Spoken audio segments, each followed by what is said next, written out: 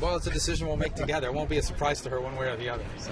Senator, what's the importance of you coming out to campaign with Joni? You guys are pretty different on a handful of issues, immigration being one of them. Well, I think, look, candidates are, there's no candidate in the world that agrees with me on everything, and there's no candidate I agree with on everything. We agree on almost everything, and that's what's important.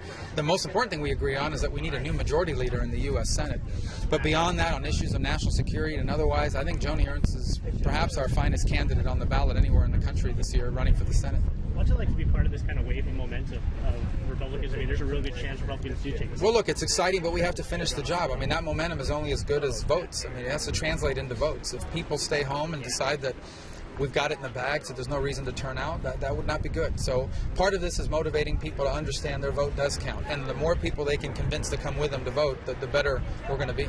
Some of the people here were talking about the Big Tent message, and sometimes the Republicans fall short of being inclusive. And I spoke with Rand Paul. He said that that's one of his goals is to make sure that the Republican Party is for everybody. I mean, is that part of I think the American dream is for everybody, and that's what we stand for. The idea that you want to leave your children better off than yourself, that you want to be able to have a job that pays you a decent wage, that gives you enough flexibility to dedicate time to your family, that will allow you to retire with dignity and security, that will help you and your children achieve the education they'll need for a better life. What American doesn't hold those aspirations? And so and I think that's true across ethnic lines, racial lines, religious lines, and even political lines.